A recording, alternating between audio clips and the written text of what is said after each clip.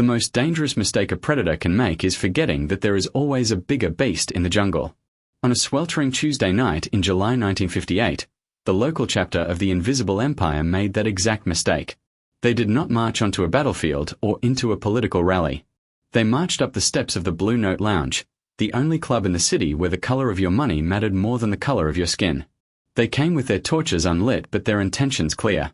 They came with the arrogance of men who had the sheriff in their pocket and the law on their side. They came to destroy a sanctuary where black musicians played for mixed crowds, a place they considered a stain on their city's reputation. But as the Grand Dragon raised his hand to smash the glass front door, he did not hear the sound of shattering windows. He heard the metallic click of a Zippo lighter. He turned around to see a man sitting alone on the patio railing, calmly lighting a cigar. The man was not wearing a white robe. He was wearing a $3,000 silk suit, Italian leather shoes, and a diamond pinky ring that caught the street lamp's glare. He did not look frightened by the 20 men in hoods standing before him. He looked bored. He took a long drag, exhaled the smoke into the humid night air, and spoke 5 words that would change the balance of power in the city forever. "You boys are blocking the entrance." It was not a question. It was not a plea. It was an eviction notice. What happened over the next 10 minutes was not a fight. It was a lesson in hierarchy. The men in the hoods thought they owned the streets because they had intimidation and prejudice on their side. They did not realize that the man in the silk suit owned the concrete the streets were paved with. They were playing at being gangsters. He was the real thing. And by the time the police finally arrived, strictly to clean up the mess, the white robes were gone, leaving only blood on the pavement and a clear message to anyone else who thought their hatred gave them the right to interrupt business.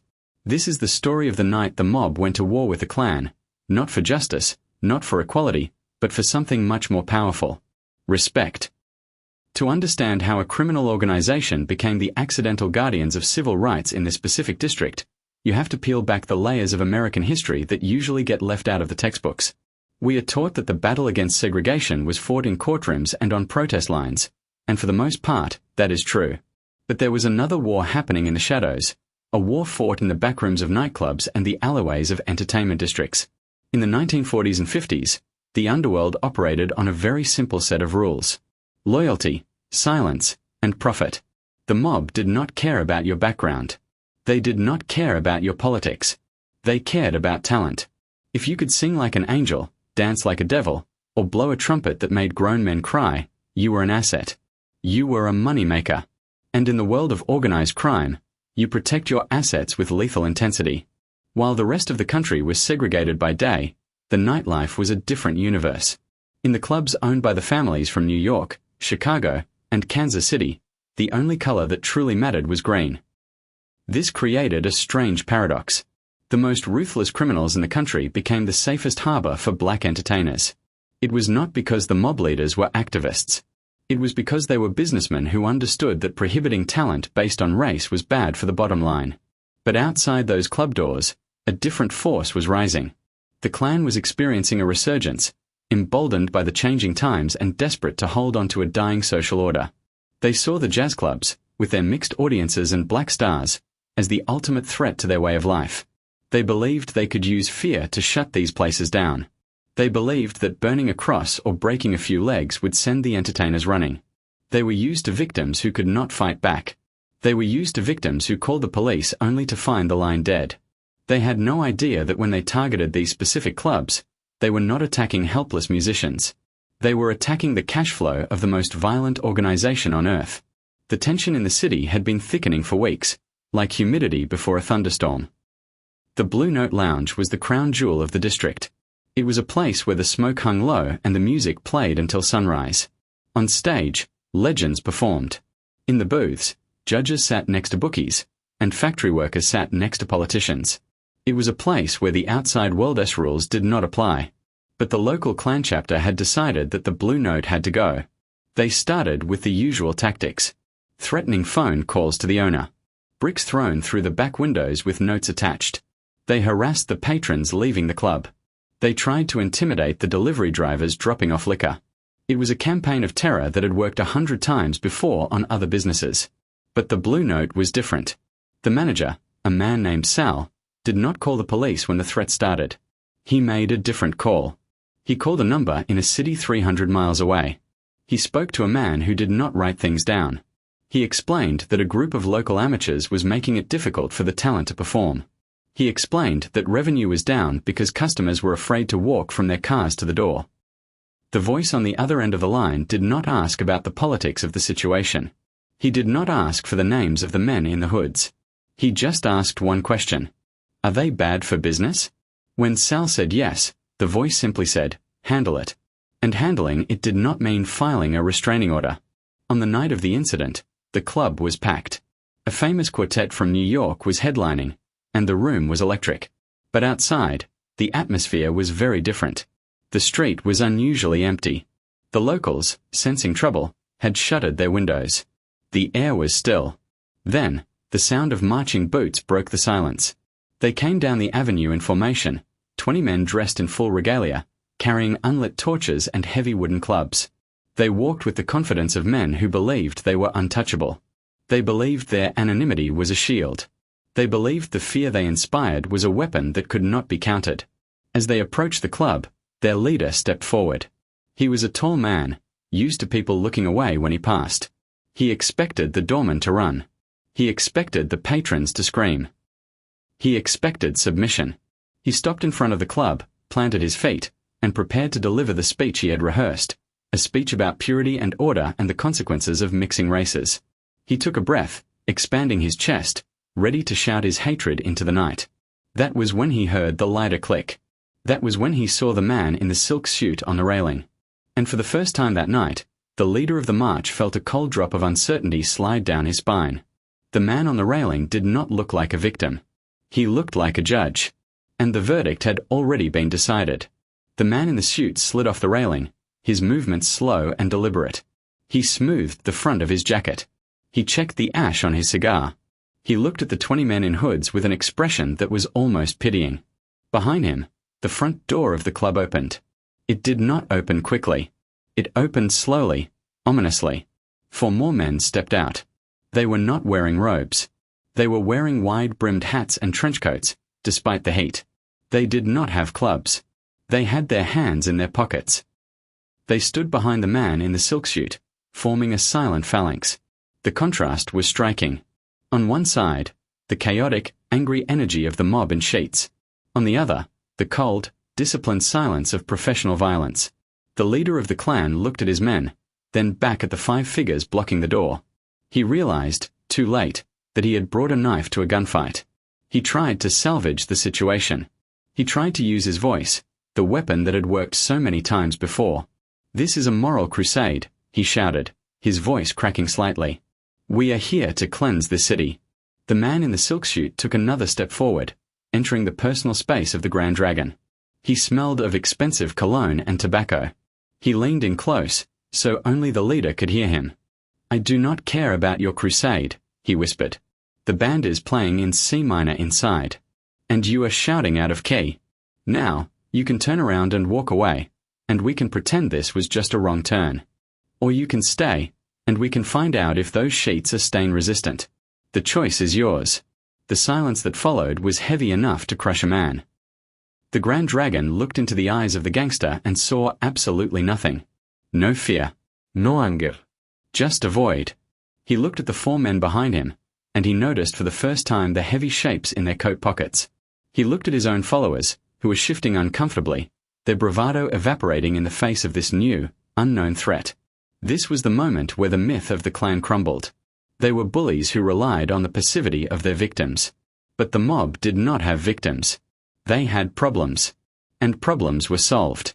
The leader opened his mouth to speak, perhaps to order a retreat, perhaps to try one last threat. But he never got the chance.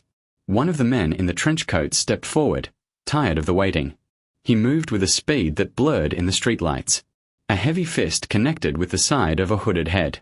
The sound was sickeningly loud, like a melon being dropped on concrete. The figure in white crumpled to the ground without a sound. The standoff was over. The education was about to begin. The physics of violence are simple, but the psychology of a beatdown is complex. When that first body hit the pavement outside the Blue Note Lounge, the illusion of the clan's power shattered instantly. For decades, these men in white had relied on a specific script. They show up, they threaten, and people cower. It was a play where they were the only ones with lines. But the mob did not read scripts. They improvised. As the Grand Dragon lay unconscious, his followers froze. It was a pause that lasted less than a heartbeat, but in that second, the balance of the universe shifted. The men in the trench coats did not wait for a counterattack. They surged forward, moving with the terrifying efficiency of a machine built for damage. This was not a bar brawl. There was no shouting, no wasted movement. It was systematic dismantling. The Klan members, armed with heavy wooden clubs, swung wildly, driven by panic. The mob enforcers stepped inside those swings, delivering short, crippling blows to ribs and knees. The sound of wood cracking against bone echoed off the brick walls of the club. The master race was finding out very quickly that racial theories do not help you in a fistfight against men who learned to fight in the back alleys of Naples and the slaughterhouses of Chicago. Within 3 minutes, the street looked like a war zone. The white robes, once pristine symbols of intimidation, were torn and stained with dirt and blood. Masks were ripped off, exposing the terrified faces of local hardware store owners, bank tellers, and off-duty deputies. This was the ultimate weapon of the Mafia in this war: exposure. By unmasking them, they took away the supernatural fear the Klan relied on. Suddenly, these were not ghosts haunting the night. They were just men. Weak men. Men who were currently begging for mercy on the asphalt. The man in the silk suit had not thrown a single punch. He was still standing near the entrance, watching the chaos with a detached curiosity, like a supervisor watching a construction crew pour concrete.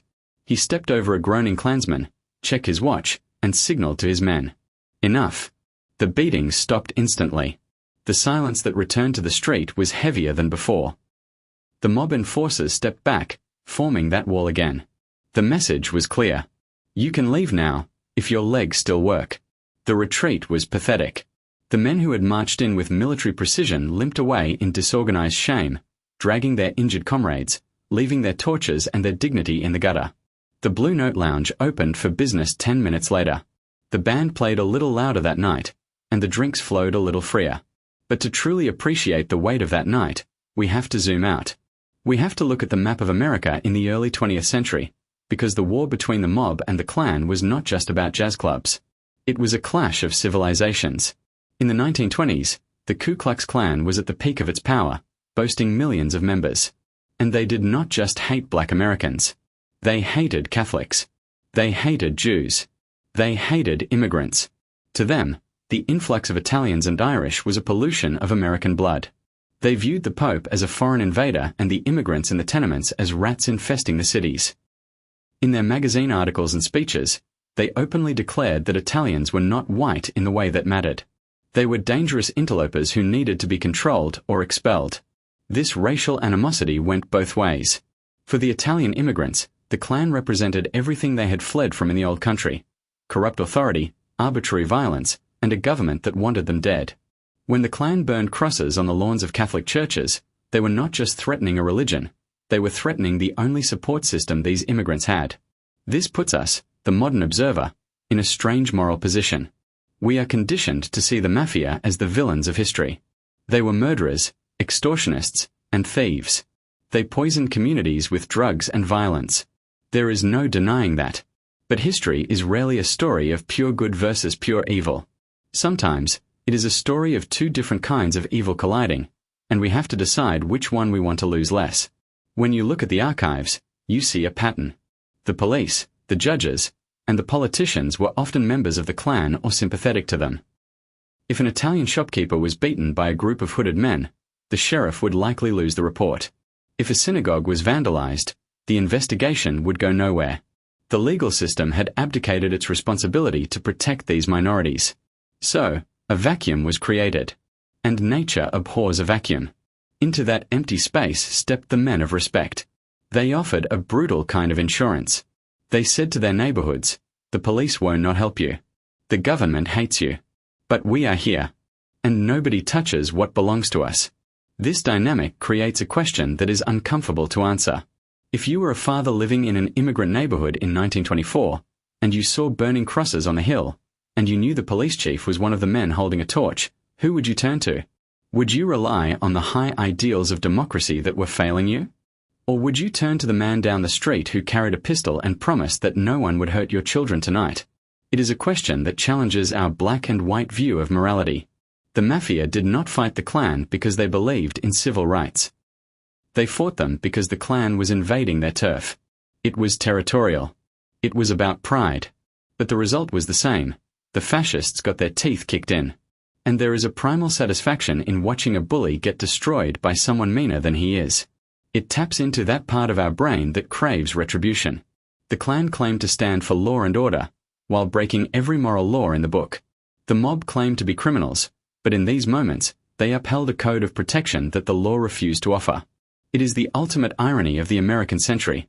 Sometimes the bad guys were the only ones doing the good work. The war between these factions was not limited to street brawls. It was a struggle for the soul of the cities. In places like Youngstown, Ohio, and parts of Pennsylvania, the conflict was practically open warfare. The Klan would try to elect a mayor who would crack down on immigrant vice. The mob would respond by ensuring that mayor had a very short, very scandalous career, or simply by ensuring the ballot boxes from the Italian districts were heavy. It was a game of chess played with lead pipes and dynamite.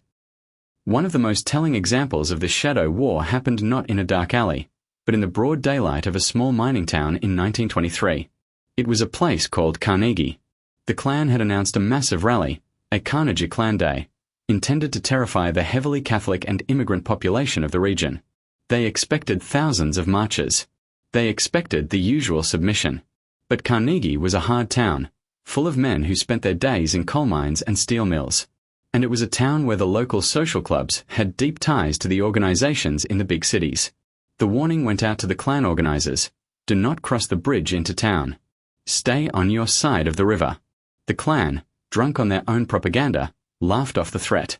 They believed that no group of foreigners would dare stand up to the invisible empire. They were about to learn that in the hierarchy of violence, a fanatic in a bedsheet is no match for a professional who treats violence like a trade. The preparations for the defense of Carnegie were unlike anything the state had seen. It was not just the mob involved, it was the entire community, galvanized by the protection the local dons offered. Grandmothers were boiling pots of water. World War I veterans were cleaning their service rifles. And the local enforcers were handing out instructions like generals preparing for a siege. They did not want a riot. They wanted a massacre of morale. They wanted to break the spirit of the Klan so thoroughly that they would never look at a map of Pennsylvania again without trembling. The scene was set for a collision that would leave bodies in the street and a permanent scar on the psyche of the hate group. When the sun rose on the day of the march, the air was thick with coal dust and impending doom. The bridge into town was empty, silent, waiting. On the far side, the white robes began to gather, a sea of white against the green hills, chanting their hymns of hate. On the town side, the streets were deserted. Or so it seemed. Every window was a sniper's nest. Every alley was a choke point. The trap was baited. And the rats were marching straight toward it. This was not going to be a protest. It was going to be a slaughter. And the men leading the defense were not doing it for the flag. They were doing it because nobody comes into their house and insults the family. Nobody. As the first rows of the Klan procession stepped onto the bridge, the sound of their boots on the metal grating rang out like a drumbeat of war. They carried American flags, hijacking the symbol of the nation to justify their bigotry. They looked powerful. They looked unstoppable. But halfway across the bridge, the leader stopped. He saw a solitary figure standing at the far end, blocking the road into Carnegie. It was not a police officer. It was not a soldier. It was a man in a flat cap and work clothes, holding a sledgehammer, resting it casually on his shoulder. Behind him, emerging from the smoke of the steel mills, came others. Dozens. Hundreds. A wall of resistance built from the soot and sweat of the immigrant dream. The mob had mobilized an army. And they did not bring signs asking for tolerance. They brought the tools of their labor, which were about to become the tools of war. The silence on the bridge stretched tight, a rubber band ready to snap. The Klan leader shouted an order to advance. The man with the sledgehammer spit on the ground, lifted his weapon, and took the first step forward. The bridge was about to become a bottleneck of brutality. This is the story of the Battle of Carnegie, a day when the invisible empire became very visible and very, very vulnerable. The collision on the bridge was not a battle in the traditional sense. It was a riot of vindication. When the first rock was thrown from a hillside, shattering the windshield of a Klan vehicle, the spell of terror was broken. The men in the white robes, who had marched into town expecting the submissive silence of a conquered people, suddenly found themselves in a chaotic storm of debris and fury. The wall of immigrants at the end of the bridge did not buckle. They surged forward. The sledgehammers and pickaxes, tools usually reserved for the coal mines, were now being used to dismantle the symbol of their oppression. The Klan members in the front rows tried to hold their ground, shouting orders that were drowned out by the roar of a community that had simply had enough. The narrow bridge became a trap. As the back of the procession tried to push forward and the front tried to retreat, the invisible empire was crushed under its own weight. The pristine white robes became tangled, dirty, and stained with blood. The American flags they carried as shields were trampled in the mud. It was a scene of absolute pandemonium, a complete reversal of the power dynamic that had defined the era. The predators had become the prey, and they were discovering that their ideology offered zero protection against a brick thrown by a man defending his home. By the time the sun set over the Carnegie Bridge, the rout was total. The Klan did not just retreat, they fled. They abandoned their cars, their regalia, and their wounded. The image of the master race sprinting away from a group of Italian and Irish laborists became a local legend, a story whispered in taverns and social clubs for decades. Historically, this day marked a turning point. It was one of the first times the Klan was met with organized, violent resistance in the North, and they lost. A Klansman named Thomas Abbott was killed in the chaos, a grim reminder that this was not a game. But the message had been sent. The mob, acting as the de facto militia for the immigrant neighborhoods, had drawn a line in the sand. They had proven that fear is a two-way street. The Klan never attempted a march in that valley again. They learned that there were territories where their cross-burning tactics would be met not with prayers, but with gunfire. This victory cemented the bond between the community and the organization. It created a complex loyalty where the people knew the mob were criminals, yes, but they were their criminals. They were the monsters who kept the other monsters away. However, as the decades passed and the Roaring Twenties bled into the Depression and then the post-war boom, the battlefield shifted. The crude violence of street brawls gave way to the sophisticated, neon-lit segregation of the entertainment industry. We move now to the 1940s and 50s, the era of the Copacabana, the Cotton Club, and the glittering strip of Las Vegas. The mob had graduated from bootlegging to owning the nightlife of America. They controlled the jukeboxes, the liquor licenses, and the venues.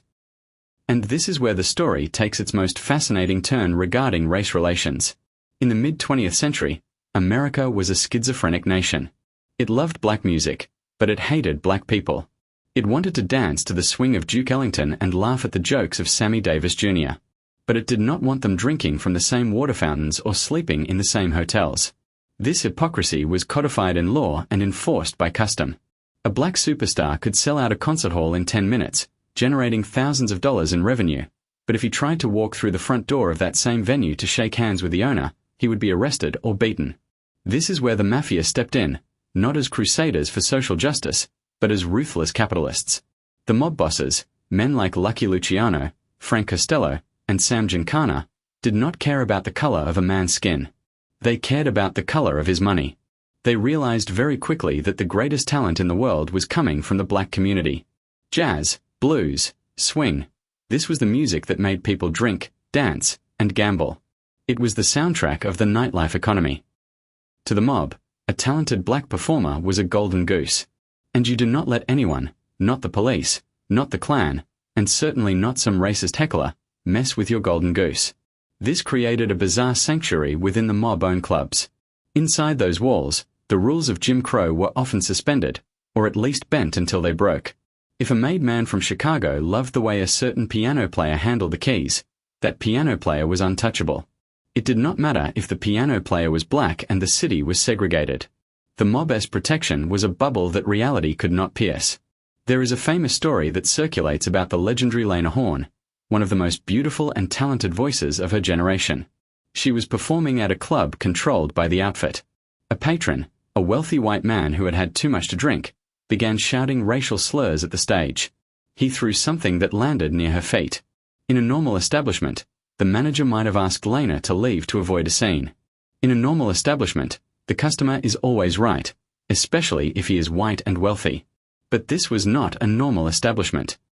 The floor manager, a man with a broken nose and a tailored suit, walked over to the heckler's table. He did not ask him to be quiet. He did not ask him to leave. He simply grabbed the man by the back of his neck and smashed his face into the table. As the man was dragged out, bleeding and screaming, the manager looked up at the stage, nodded to Lena Horne, and said, "Continue, sweetheart." The show went on. The message was broadcast loud and clear to every person in that room. Disrespecting the talent is an insult to the ownership. And the ownership does not forgive insults. This brings us to one of the most profound and unspoken alliances in entertainment history, the partnership between the Jewish and Italian syndicates and the black entertainers of Harlem and Chicago. Take the Cotton Club in Harlem. It was owned by Oni Madden, a notorious gangster and bootlegger. The club was famous for its whites-only policy for customers, a painful irony considering all the performers were black. It was a plantation system in a tuxedo. But even within that exploitative structure, there was a layer of protection that did not exist anywhere else. When Cab Calloway or Duke Ellington were on the road touring the Deep South, they were vulnerable. They were targets. But when they were in New York, under the wing of the syndicate, they had a shield. There are accounts of gangsters providing armed escorts for black bands traveling through dangerous territory, ensuring that their investment arrives safely to the next gig. It was not kindness. It was logistics. You see a not have a sold-out show if the lead singer is in the hospital because some local bigots decided to teach him a lesson. But the most dramatic examples of this dynamic happened when the mob decided to actively integrate their audiences, not for moral reasons, but for ego. There is a specific incident involving a jazz club in Chicago in the late 1950s that perfectly illustrates this. The club was a mob joint, run by a capo who had a genuine love for the music. He had hired a black jazz trio that was blowing the roof off the place every night. The money was rolling in. But the local police captain, a man with strong ties to the white supremacist groups in the area, decided he did not like the atmosphere the club was promoting. He did not like seeing white women dancing to black music. He started sending uniformed officers to raid the club, checking ID cards, turning on the lights, harassing the band, and driving away customers. It was a shakedown, fueled by racism. The police captain thought he held all the cards. He was the law, after all. He told the mob capo that he needed to fire the band and turn the music down, or he would shut the place down for good. The capo sat in his office, listening to the police captain's threats. He looked at the weekly earnings report on his desk, which showed record profits thanks to that jazz trio. He looked at the police captain, a man who was supposed to serve and protect but was instead acting like a petty tyrant. The capo did not yell. He did not threaten. He just picked up the phone and made a call to the mayor, who owed his election victory to certain union contributions. He handed the phone to the police captain. The conversation lasted less than 30 seconds. The police captain turned pale, hung up the phone, and walked out of the club without saying a word. The raids stopped immediately. The band kept playing. The integrated crowd kept dancing. The mob had effectively used its corruption to enforce integration, overruling the racism of the law enforcement. It was a victory for civil rights achieved through bribery and intimidation. The irony is thick enough to cut with a knife. The bad guys were keeping the music alive, while the good guys were trying to silence it. This protective bubble extended to the biggest stars of the era. When Nat King Cole was attacked on stage in Birmingham, Alabama, in 1956, the news sent shockwaves through the entertainment world. But in the mob-run venues of Las Vegas and Miami, such an attack was unthinkable. Not because the audiences were less racist, but because the consequences were too severe. The word was out on the street: you touch the talent, you answer to the boys. This allowed artists like Sammy Davis Jr. to walk with a swagger that was dangerous in the outside world. He knew that behind the curtain, there were men with guns who viewed him as a prince of their kingdom. It gave him the confidence to be bold, to challenge stereotypes, to date who he wanted, and to live a life that was technically forbidden by the social norms of the time. The mob gave these artists the one thing American society refused to give them: untouchability. But this protection came with a price. It always does. The mob did not give favors for free. They owned you. They owned your contract, your bookings, sometimes your life. It was a deal with the devil, but for many black artists in the 1950s, the devil was the only one offering a fair shake. The devil was the only one who would let you enter through the front door, as long as you packed the house. And as we will see in the next chapter of this story, sometimes that deal led to moments of extraordinary courage, where the lines between gangster and hero blurred completely, and where a single act of defiance in a smoky room could echo louder than a protest march. We are about to look at the night a mob boss decided that the color of a man's skin meant less than the quality of his character, and proved it with a loaded revolver. The revolver hit the dressing room table with a heavy, dull thud that silenced everyone in the room. It was a snub-nosed .38, the kind used for close work, and it spun slowly on the polished wood before coming to a stop, pointing directly at the door. The man who put it there was Sal the barber, a mid-level enforcer for the Luciano family. He did not look like a music critic. He looked like a man who solved problems with a tire iron. Sitting across from him, sweating through his tuxedo, was one of the most famous jazz singers in America. The singer was shaking. He had just received a telegram, delivered to the backstage entrance, stating that if he walked out onto that stage tonight, he would not walk off of it alive. The telegram was signed by the local chapter of the Knights of the White Camellia. The singer wanted to cancel.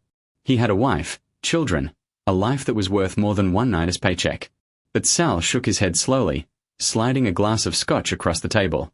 "You do not understand, kid," Sal said, his voice gravelly and calm. "You are under our contract. And our contract says you sing. If they try to stop you, that is my problem. If you try to stop yourself, that is your problem. Pick up the microphone. I'll worry about the bullets." This moment encapsulates the terrifying bargain that black entertainers struck with the underworld during the mid-20th century. It was a relationship defined by coercion and protection in equal measure. To understand why an artist would accept this deal, you have to understand the landscape of America in the 1950s. For a black musician, the country was a minefield. You could be the toast of Paris and London, you could sell 1 million records in New York, but the moment you crossed the Mason-Dixon line, or even drove into certain neighborhoods in Ohio or Indiana, you became a target. The Green Book existed for a reason. It was a survival guide telling travelers where they could buy gas without getting beaten, or where they could sleep without the hotel being firebombed. But even with the Green Book, the roads were lawless. Sheriff's deputies would pull over touring buses just to harass the band. Restaurants would refuse service to the very people whose music was playing on the jukebox in the corner. It was a daily, grinding humiliation that constantly carried the threat of lethal violence. But there was one exception to this rule. There was one vehicle that could move through these hostile territories with absolute impunity. The Cadillac with the New York plates and the men in the backseat who did not smile. When the mob realized that their high-earning stars needed to tour to promote their records, they did not trust local law enforcement to keep them safe. Why would they? The local law was often the threat. So, the syndicate began organizing what were essentially armed convoys. It is one of the most surreal images of the era, a tour bus filled with black jazz musicians, playing cards, and rehearsing harmonies, followed closely by a black sedan filled with Italian gangsters smoking cigarettes and nursing shotguns. It was a symbiotic ecosystem. The musicians provided the art, the gangsters provided the armor. There is a documented incident that took place at a roadside diner in rural Illinois that perfectly illustrates this dynamic. The tour bus of a prominent rhythm and blues orchestra had pulled over for food. It was late, past midnight. The band members knew the protocol. Usually, one person would go to the back door of the kitchen to order sandwiches to go. They never tried to sit inside. But on this night, the owner of the diner, a man with a bitter disposition and a shotgun behind the counter, decided he did not even want them in his parking lot. He came out shouting, waving the weapon, calling them every slur in the book, threatening to blow out the tires of the bus if they did not vanish in 10 seconds. The band leader was about to tell the driver to gun the engine and flee. It was the smart thing to do. You do not argue with a shotgun in the middle of nowhere. But the bus did not move. Instead, the rear door of the sedan parked behind them opened. 2 men stepped out. They were dressed in city clothes, completely out of place in the rural darkness. They walked toward the shouting diner owner with a casual, terrifying slowness. The owner swung his shotgun toward them, warning them to stay back. The lead enforcer did not stop. He walked right up to the barrel of the gun, pushed it aside with one finger, and slapped the owner across the face. It was not a fistfight punch. It was a slap of dismissal, a slap that said, "You are a child playing with toys." The owner, stunned, froze. The enforcer leaned in and whispered something into the man's ear. Historians and witnesses have debated what exactly was said, but the effect was immediate. The owner turned pale, dropped the shotgun, and ran back into the kitchen. 5 minutes later, he came out with 20 steak sandwiches and a case of beer. He refused to take any money. The enforcer took the food, handed it to the band, and got back in the sedan. The tour continued. The mob had not just secured a meal, they had asserted dominance over the local social order. They had turned a racist aggressor into a terrified waiter. This protection extended into the venues themselves. In cities like Kansas City and St. Louis, where the political machines were deeply intertwined with the underworld, the mob control clubs were fortresses. But sometimes, the threat did not come from the outside, it came from the audience. There is a dark psychology to the heckler in this era. White audiences would pay good money to see black performers, but some individuals felt a need to assert their superiority during the show. They would shout insults, throw ice, or demand the performer dance or degrade themselves. In a legitimate venue, the performer just had to take it. But in a mob joint, the audience was part of the inventory, and you do not damage the merchandise. One particular story involves the legendary Sammy Davis Jr. During his early years, he was performing at a club that was technically integrated but socially tense. A group of men at a front table, connected to a local white supremacist group, decided to ruin the show. They started making monkey noises. They threw corks at him. Sammy, ever the professional, tried to laugh it off, tried to sing through it. But the humiliation was palpable. He was a genius on stage, being treated like an animal by men who were not fit to shine his shoes. Suddenly, the house lights flickered, a signal. The music stopped. The floor manager, a heavyweight associated with the Chicago outfit, walked onto the stage. He took the microphone from Sammy's hand. He did not tell a joke. He pointed directly at the table of hecklers. "You fellas seem to have a lot of energy," he said into the silence of the room. "Why do not you join us downstairs? We have a special VIP room for critics." Two large men appeared behind the hecklers' chairs. The table went silent. The men were escorted out of the main room and led toward the basement. The floor manager handed the MIC back to Sammy and smiled. "Please, continue. They won't not be interrupting again." They did not. In fact, those men were never seen in that club, or arguably any club in that city, ever again. The rumor on the street was that they had been given a very thorough lesson in manners that involved a few broken fingers and a one-way train ticket out of town. Did the mob care about Sammy's feelings? Probably not deeply. But they cared about the flow of the show. They cared that the other 300 people in the room were uncomfortable and might stop buying drinks. By removing the racists, they were protecting the vibe, and by extension, the vault. This brings us back to the dressing room with the revolver on the table. The singer, staring at the gun, realized he had no choice. The fear of the clan outside was real, but the fear of the man sitting across from him was immediate. He stood up, adjusted his tie, and walked toward the stage. The enforcer picked up the gun, slipped it into his waistband, and followed him. As the curtain rose, the singer looked out into the darkness of the theater. He knew the threats were out there. He knew there might be a man with a rifle in the balcony or a bomb under the stage. But he also saw Sal standing in the wings, eyes scanning the crowd like a radar dish. The singer began to sing. His voice shook for the first few bars, but then the training took over. The music swelled. The audience, unaware of the drama backstage, was mesmerized. And in the wings, Sal the barber stood watch, a guardian angel with a criminal record. Every time a patron reached into a coat pocket too quickly, Sal's hand moved to his waist. Every time a door opened, Sal was there. For 2 hours, the most dangerous criminal organization in the country held the line against the forces of hatred, creating a safe space for art to exist. When the show ended and the applause thundered, the singer walked off stage, drenched in sweat, collapsing into a chair.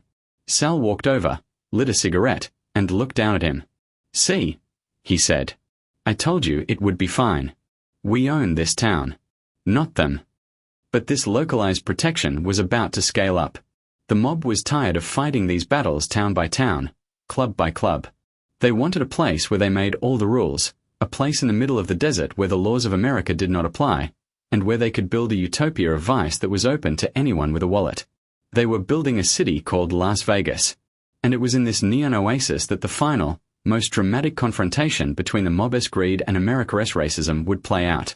It was here that they would inadvertently launch one of the most effective civil rights campaigns of the century, not with picket signs, but with poker chips. We are heading to the sands, the dunes, and the flamingo, where the Rat Pack was about to force the world to change, one drink at a time. To the rest of the world, Las Vegas in the 1950s was a neon miracle rising out of the Nevada dust. It was the playground of the atomic age, a place where inhibitions were left at the door and the American dream was distilled into a spinning roulette wheel. But to the black entertainers who built its reputation, Las Vegas was not a paradise. It was a gilded cage. It was known among musicians as the Mississippi of the West, a nickname earned through a system of segregation that was almost more cruel than the Deep South because of its hypocrisy. In Alabama, the racism was naked and honest. In Vegas, it was dressed in a tuxedo. A black superstar like Nat King Cole could stand on the stage of the Sand Hotel, generating millions of dollars in gambling revenue for the house, singing love songs to weeping white women in the front row. But the moment the curtain fell, he ceased to be a star and became a second-class citizen. He could not sit at the bar. He could not dine in the restaurant. He certainly could not sleep in the hotel. He was escorted by security out the back door, through the kitchen, past the garbage cans, and driven across town to a boarding house in the dusty, neglected West Side. It was a daily ritual of dehumanization that stripped the dignity from the very people who gave the city its soul. The rules were absurdly specific and brutally enforced. If a black performer touched a slot machine, the machine was often taken out of service and cleaned. If they dipped a toe in the hotel pool, the management would drain the water, scrub the concrete, and refill it, a theatrical performance of bigotry designed to comfort the white tourists. This was the environment that the mob had inherited when they financed the construction of the Strip. Initially, the mob bosses, Bugsy Siegel, Meyer Lansky, Mo Dalitz, followed the local customs. They were criminals, not social engineers. They wanted to make money, and the conventional wisdom was that white tourists from the Midwest would not gamble next to black people. So, the mob enforced the color line with the same ruthless efficiency they applied to skimming the count room. They created a segregated city because it was good business. But the mob had one character trait that was stronger than their prejudice: their ego. The syndicate did not like rules. The entire reason they built Las Vegas in the middle of a barren desert was to escape the rules of the American government. They went there to legalize the illegal, to drink during Prohibition, to gamble when it was banned. They built a kingdom where they were the absolute monarchs.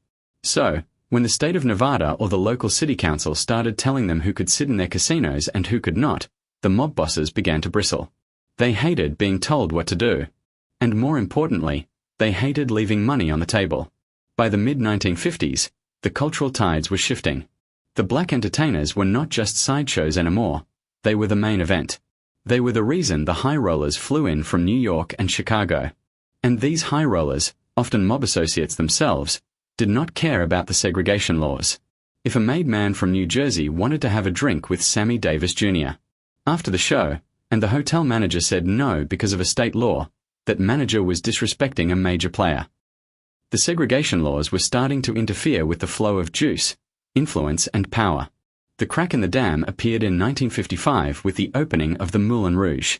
It was the first racially integrated hotel casino in Las Vegas. While it was not on the Strip, it was backed by a complex web of investors, including hidden mob money that sensed an untapped market. The Moulin Rouge was a sensation. It was the only place in town where the party did not stop at 2:00 a.m., and where Frank Sinatra could be seen drinking with Harry Belafonte. The mob bosses on the Strip watched the Moulin Rouge closely. They saw the pack house. They saw the excitement. And they realized a fundamental economic truth. Exclusivity was boring, but inclusion was a party. And parties made money. When the Moulin Rouge closed under mysterious circumstances, likely due to pressure from the white political establishment who feared its success, the mob owners on the Strip did not celebrate. They learned. They realized that integration was the future of the business, and they wanted to own the future. This tension came to a head with the rise of the Rat Pack. Frank Sinatra, Dean Martin, and Sammy Davis Jr. were not just a musical act, they were a cultural force that rivaled the President of the United States. Sinatra, in particular, was the chairman of the board. He had deep, lifelong ties to the Mafia.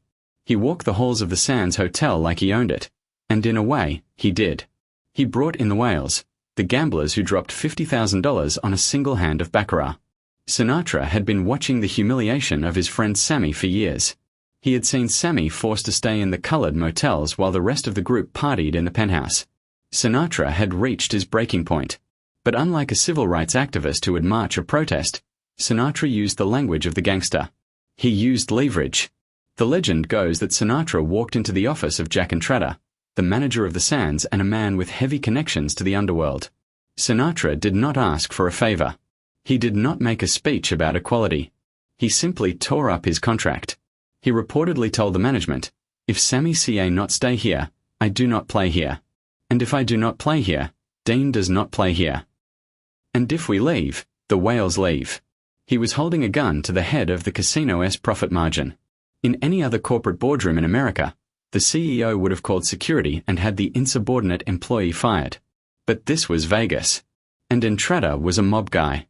He did the math instantly. He looked at the revenue Sinatra generated. He looked at the cost of offending the segregationist laws. It was not even close. The mob boss looked at Sinatra and nodded. Done. That single nod was more effective than 10,000 court orders. The policy changed overnight. Not because hearts had softened, but because the cost of racism had finally exceeded the value of racism. Sammy Davis Jr. moved into a suite at the Sands. He swam in the pool. He ate in the restaurant. And when he did, the world did not end. The white tourists from Kansas did not flee in terror. In fact, they thought it was cool. They wanted to be near the action, and Sammy was the action. The mob owners looked at the receipts and realized they had been leaving millions on the table by following the rules of the squares in the government. They realized that their casino floor was a sovereign nation, and in that nation, the only color that mattered was the green of the felt and the cash. This decision triggered a domino effect down the strip. The Dunes, the Flamingo, the Sahara, all controlled by rival families, saw what was happening at the Sands. They saw the Rat Pack holding court, integrated and untouchable, and they saw the money pouring in. Competition in the mob is fierce. If the Sands allowed black patrons and kept the biggest stars, everyone else had to follow suit or die. The mob bosses, men who were personally racist, men who used slurs in their private conversations, became the reluctant pioneers of desegregation. They began firing staff who refused to serve black guests. They began sending their enforcers to have quiet conversations with white patrons who caused trouble. They essentially enforced civil rights with the threat of a broken leg. One particularly telling incident occurred at the Stardust. A group of wealthy Southern businessmen was gambling at a high-stakes craps table. They were losing heavily, which made them the ideal customers. A black couple, well-dressed and clearly affluent, walked by the table. One of the Southerners made a loud, derogatory comment, demanding the management remove them. The pit boss, a veteran of the Chicago Wars, walked over. In the old days, he would have removed the black couple. But the orders from the top had changed. The pit boss leaned over to the Southern gambler and whispered, "Sir, that man over there is a guest of the ownership. You are a guest of the hotel. There is a difference. If you do not like the scenery, the cashier's cage is that way. Cash out and get out." The Southerner was stunned. He was being told that his money was not worth enough to buy his prejudice. He shut his mouth and kept betting. The mob had Monet's tolerance. By 1960, the Las Vegas Strip was integrated in practice years before the Civil Rights Act of 1964 forced the rest of the country to follow suit. It was not perfect, and the West Side was still neglected, but on the casino floor, the barrier was smashed. This was not a moral victory in the traditional sense. It was a victory of greed over hate. The mob had proven that segregation was bad for business. They had used their absolute power, their immunity from social pressure, and their capacity for violence to create a bubble where a black man could be a king, as long as he had the talent or the chips to back it up. It was a cynical, transactional form of progress, but for the artists who lived through it, it was a lifeline. It laid the groundwork for the future, proving that integration did not lead to chaos, it led to the best party on earth. But as the 1960s progressed, the mobbist grip on Vegas began to loosen. The corporations were coming. Howard Hughes was coming. The FBI was closing in. The era of the Wild West was ending. Yet, before they faded into history and prison cells, the wise guys had one final act to play in the drama of American race relations. They had protected the entertainers, they had integrated the casinos, and now, in a strange twist of fate, they would find themselves standing as the last line of defense against the most dangerous threat of all, the heroin epidemic that was targeting the black community they had profited from for so long. The final chapter of this story is not about lights and music. It is about the dark, violent end of an era and the legacy of the men who did the right thing for the wrong reasons. The end of an empire rarely comes with a bang. It comes with the scratching of a pen on a legal document and the quiet hum of an air conditioner in a corporate boardroom. By the late 1960s, the world that the mob had built, the world where a handshake was a contract and a threat was a guarantee, was beginning to dissolve. The federal government, armed with new laws and aggressive prosecutors, launched an all-out war on organized crime. At the same time, billionaires like Howard Hughes began buying up the Las Vegas Strip, replacing the colorful, violent founders with accountants and lawyers. This shift, which history often paints as a victory for law and order, had a devastating, unintended side effect. It removed the protective shield that had surrounded the black entertainers and the integrated neighborhoods for decades. The corporations that took over the casinos did not care about respect. They cared about liability insurance. If a black singer was threatened by a hate group in 1970, the new corporate owners did not send a hit squad to solve the problem. They called the police. And as everyone knew, the police were often part of the problem. The ruthless, violent, but strangely principled protection of the mob was replaced by the cold, indifferent bureaucracy of the establishment. The golden age of the outlaw guardian was over. But before the curtain fell completely, there was a lingering, bitter aftermath regarding the heroin epidemic that the previous chapter teased. This is the darkest part of the story, and the most complex. In the traditional narrative, the mob is blamed for flooding the streets with narcotics. And while many families dealt in drugs, the old guard, the bosses who had fought the Klan in the 20s and integrated the clubs in the 50s, often strictly forbade it in their territories. Men like Carlo Gambino and Vito Genovese, publicly, at least, maintained that drugs brought too much heat and destroyed the neighborhoods they lived in. For a brief window, the mob's control of the streets actually acted as a dam, holding back the flood of cheap heroin that was targeting the jazz districts and the black community. They policed their own corners. They beat independent pushers to death not because they were moral, but because junkies attract cops, and cops are bad for the gambling business. When the RICO Act dismantled the mob leadership in the 70s and 80s, that dam broke. The organized structure was replaced by chaotic, fractured street gangs with no code and no history of alliance with the community. The protection vanished. The jazz clubs that had been safe havens under mob rule turned into shooting galleries. The artists who had once walked with the confidence of kings found themselves vulnerable again. It was a tragic irony. By destroying the organized criminals, the government inadvertently unleashed a disorganized chaos that was far more destructive to the vulnerable communities the mob had once exploited and protected. So, how do we judge this history? How do we reconcile the fact that the most violent men in America were often the most effective tool against racism? We have to look at the scoreboard. The Ku Klux Klan, an organization that terrorized the nation for a century, was effectively neutralized in every major city where the mob held power. They did not disappear because of legislation. They disappeared because they were terrified. The Klan could intimidate a voter, but they could not intimidate a hitman. The mob spoke the only language the Klan understood: brute force. In the battle of ideologies, the mob did not have a dream like Dr. King. They did not have a political platform. But they had baseball bats, and they were willing to use them on anyone who disrupted the flow of commerce.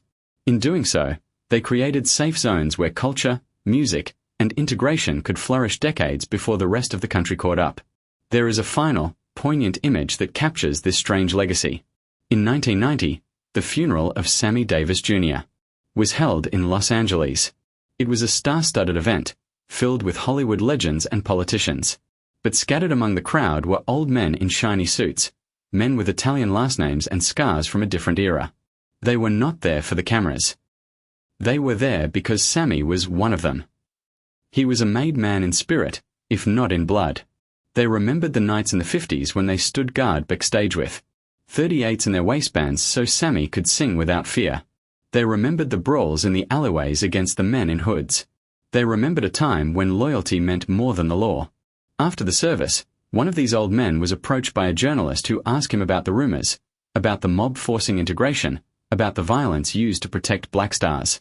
The journalist asked, was not it wrong to use violence, even against racists? The old man reportedly smiled, a sad, tired smile of a man who has seen too much of the world to believe in fairy tales. He leaned in and said, "Son, you see a not reason with a rabid dog. You put it down. We did not do it for the Nobel Peace Prize. We did it because he was our friend. And nobody touches our friends." That quote is the epitaph of this entire story. The mob were not heroes.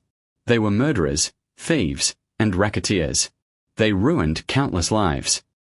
But in the specific context of the American racial divide, they served a purpose that polite society refused to fulfill. They were the monsters who ate the other monsters. When the government turned a blind eye to the lynching tree, the mob offered the protection of the street. When the hotels closed their doors, the mob kicked them open. When the music was threatened by the fires of hatred, the mob put out the fire with blood. Today, Las Vegas is a corporate Disneyland. The history of the mob has been sanitized, turned into museums and souvenir t-shirts. The rough edges have been sanded down. We like to pretend that progress is always a straight line, achieved by good people doing good things. But the truth is messier. The truth is that the soundtrack of American integration, the jazz, the blues, the soul, was preserved and amplified by men who would shoot you for looking at them the wrong way. The truth is that the White Hoods of the Klan were driven out of the cities not by the gavel of a judge, but by the barrel of a gun held by a man who did not speak English well, but knew exactly what respect meant. As we look back at the 20th century, we have to accept this uncomfortable reality. Sometimes, the shield is held by a villain. Sometimes, the right thing is done for the wrong reason. And sometimes, on a dark night in 1958, when the torches are burning and the law is nowhere to be found, the only thing standing between an innocent man and a mob of hate is a gangster who does not give a damn about the rules. The mob is gone. The era is over. But the music plays on.